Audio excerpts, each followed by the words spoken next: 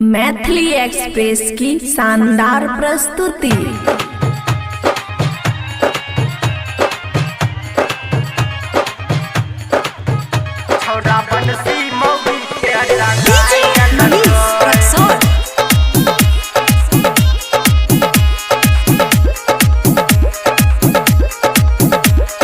खुशी recording studio बलुआहा। अरे सास पुतों में झगड़ा भेल, गौवा लड़ाई दिलक।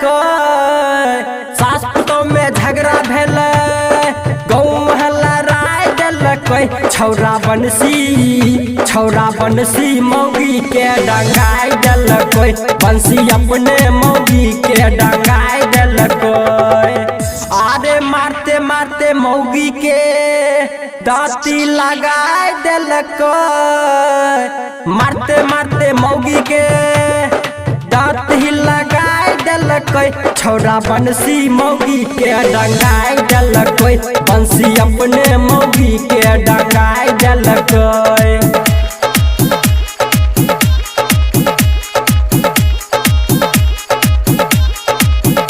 अरे फुटलाई रे भाई फुटलाई, मौगी के कपार कान फुटलाई। अरे फुटलाई रे दादा फुटलाई, मौगी के कपार कान फुटलाई।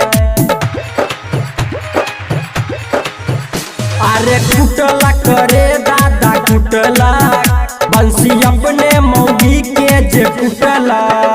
अरे कुटला करे भाई कुटला, बंसी अपने मौगी के जे कुटला। अरे हल्ला गुल्ला ता होइबे कैले, आरो बमकाई दिलक। हल्ला गुल्ला होइबे कैले, आरो बमकाई दिलक। छौरा बंसी मौगी के डंगाई दिलक। बंसी अपने मौगी के डंगाई दिलक। खुशी रिकॉर्डिंग स्टूडियो बलुआहा। राइटर राजकुमार सन जे बिहारी, लारे छूटे के समस्या छे भारी। मौगी घोलते पलटे रे, मौगी छटपट करे रे। बंसी चढ़ गेलै रेज पर, छौरा चढ़ गेलै रे रेज पर। अरे शांति माहौल बनावे खातिर मुखिया बोलाए दिलक।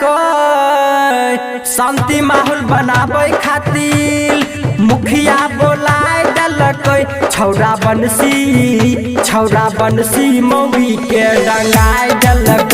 बंसी अपने मौगी के डंगाई दिलक। बंसी अपने मौगी के डंगाई दिलक। छौरा अपने मौगी के डंगाई दिलक। बंसी अपने मौगी के डंगाई दिलक। छौरा अपने मौगी के डंगाई